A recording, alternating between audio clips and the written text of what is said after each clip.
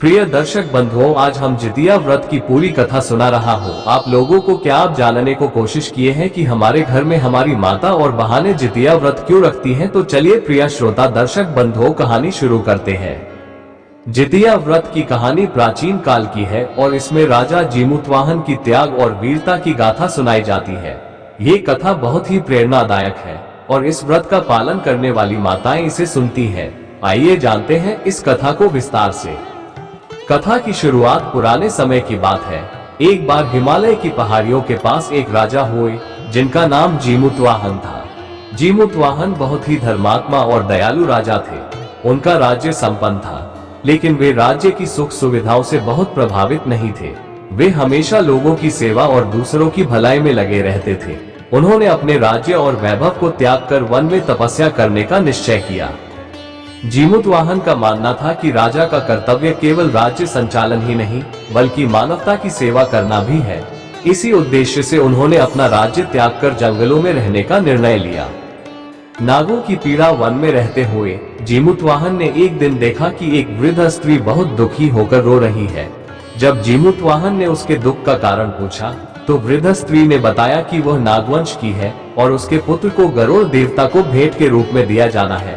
गरुड़ देवता हर दिन एक नाग को खाते थे और यह क्रम वर्षों से चल रहा था।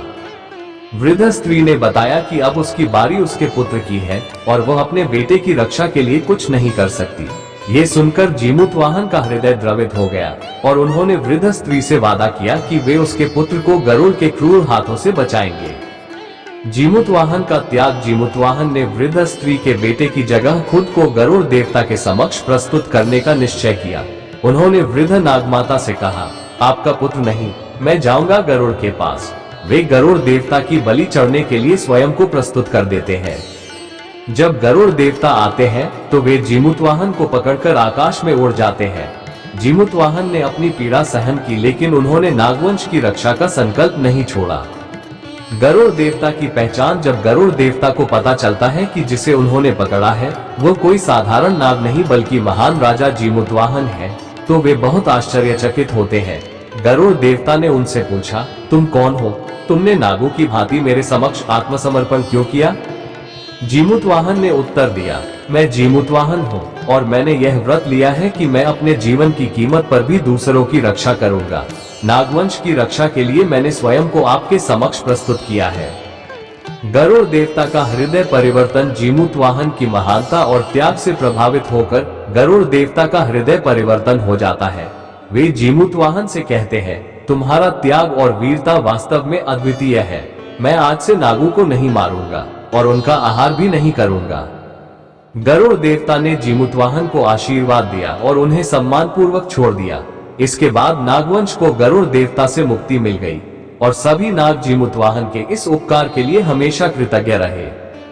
कथा का महत्व। जीमूतवाहन की यह कथा उनके त्याग, वीरता और करुणा का प्रतीक है।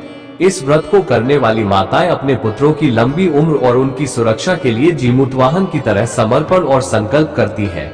यह व्रत माताओं को ये सिखाता है कि सच्चे प्रेम और समर्पण से जीवन की हर समस्या का समाधान हो सकता है।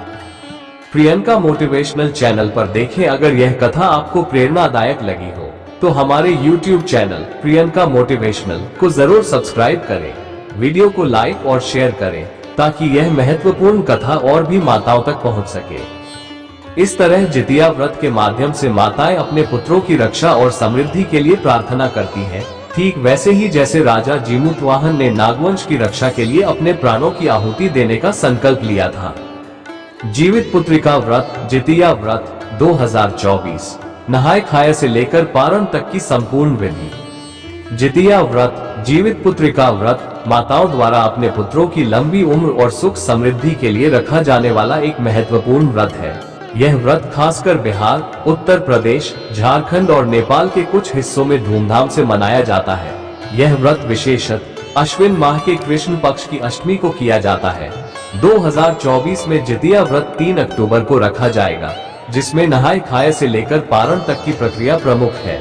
आइए जानते हैं इस व्रत की संपूर्ण विधि। 1. नहाय खाए। 2 अक्टूबर 2024 व्रत का प्रारंभ नहाय खाए से होता है। इस दिन महिलाएं गंगा या किसी पवित्र नदी में स्नान करती हैं, अगर संभव न हो तो घर में ही शुद्ध पानी से स्नान करें। इसके बाद महिलाएं सात्विक भोजन ग्रहण करती है। ये भोजन व्रत की शुद्धता को बनाए रखने के लिए किया जाता है। भोजन में खासकर कद्दू, भात और चने की दाल खाई जाती है। 2. खुरमा कुरिया, रात को व्रत प्रारंभ। नहाए खाए के अगले दिन माताएं संकल्प लेकर व्रत प्रारंभ करती है। इस दिन महिलाएं फलाहार कर सकती हैं या निर्जला व्रत रख सकती हैं। कुछ स्थानों पर महिलाएं रात के समय खुरमा, गुड़ और आटे से बना पकवान और कुरिया, अन्न का एक प्रकार का सेवन करती है। 3. निर्जला व्रत, 3 अक्टूबर 2024। इस दिन व्रती महिलाएं निर्जला व्रत करती हैं। वे पूरे दिन बिना जल और अन्न ग्रहण किए भगवान जीमूतवाहन की पूजा करती है। यह व्रत कठोरता से किया जाता है और इसे तोड़ने से बचा जाता है, क्योंकि इसे पुत्र की रक्षा के लिए सबसे महत्वपूर्ण व्रत माना जाता है। 4. पूजा विधि, जीमूतवाहन की पूजा। जीमूतवाहन भगवान नागू के रक्षक माने जाते हैं और इन्हें इस व्रत में प्रमुख रूप से पूजा जाता है।